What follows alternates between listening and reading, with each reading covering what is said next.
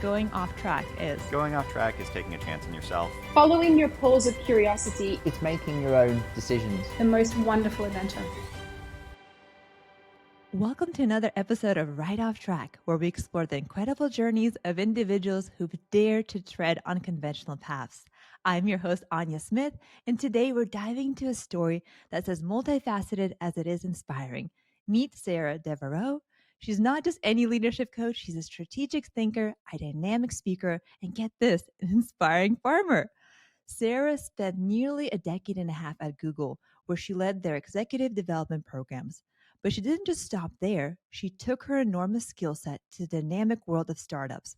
With her superpower of mindful authenticity, she's helping teams work together like a well-oiled machine. But don't let her corporate prowess fool you. Sarah is also rolling up her sleeves in the soil of Michigan, working on building a sustainable farm. It's a plot twist that adds a touch of unexpected to her already compelling narrative.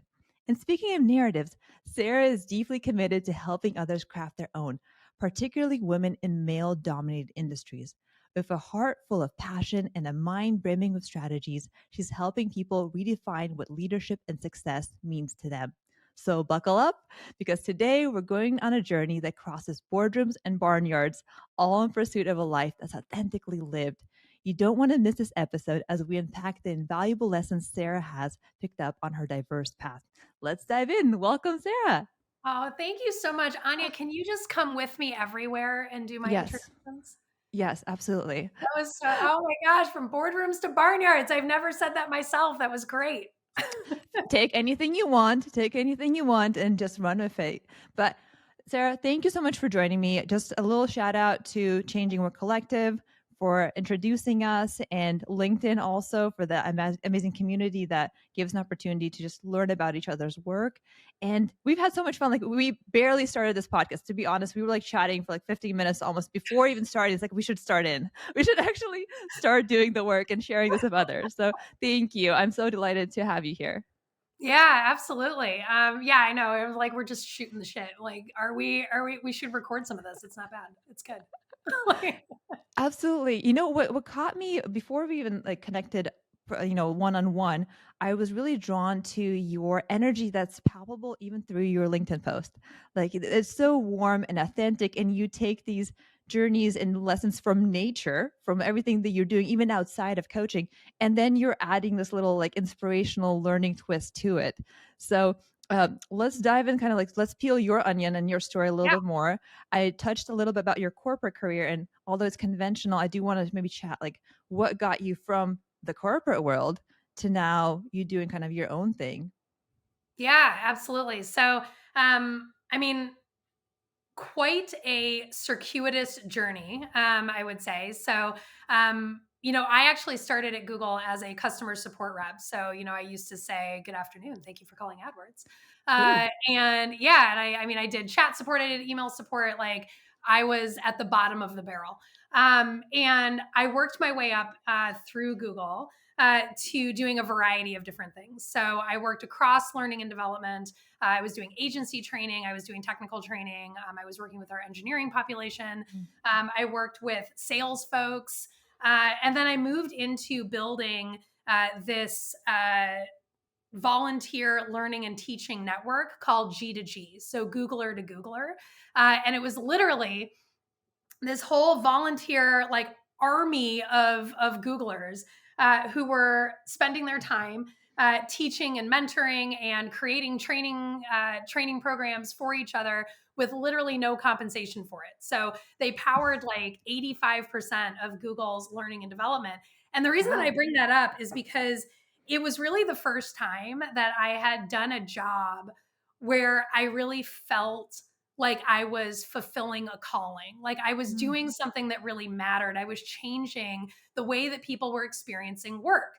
I would talk to G2Gers, as we called them, and they would tell me things like, "This is the best part of my job," or "This is the thing I look forward to every week or every month," depending on the level of their contribution. "I've learned more doing this than I learned in college." Like, it just was this phenomenal experience of making people's lives better. And so when I decided to leave G2G and move into the world of executive development, at Google for my final few years there. The impetus was really because I wanted to make people's lives better. And I decided that doing that by helping leaders to lead more authentically and to lead more compassionately, and to lead with complexity and people positivity in mind, was really how I could do that for the largest number of people. So I decided that, leadership coaching, leadership workshops, doing some strategic advisory for people and culture teams, building HR teams that were really focused on people, not necessarily, on how we turn the fastest and most shortest term profit. Like that's what I wanted to do. So I ended up, starting my coaching business in 2019, and starting to build it while I was still at Google. And then when I returned from my second maternity leave in October of 2020, day one, post leave, they fired me. Wow.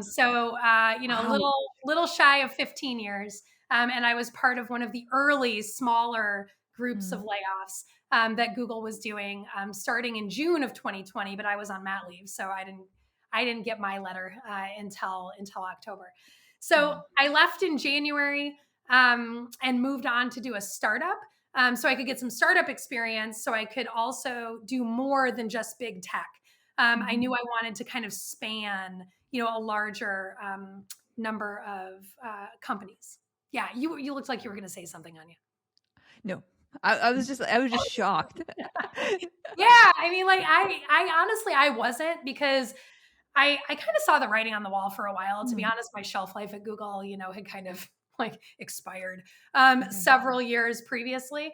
But I was really opinionated, and I wasn't really, when I was sitting in that meeting, when they fired me. I had about 45 seconds of panic. Then they said that beautiful little word, severance, and I was like, "Oh, let's talk about that. I didn't know we did that. Can you tell me more?" And it was really quite a blessing. I always joke that my best 2 days at Google were the day they hired me and the day they fired me, and that really is true. I don't think I would have broken the golden Yeah. handcuffs on my own, or Yeah. at least not fast enough, right? Oh, So I was very lucky to then move into doing this startup, where I was leading up customer success and marketing and business strategy, and just learning a ton about go to market and SaaS revenue, and being a pre-revenue SaaS startup and what that looked like, and what the playbook was. And it really led me to be able to do more advisory work that was in line with founders and small startup CEOs, yeah. which I have found to be incredibly gratifying.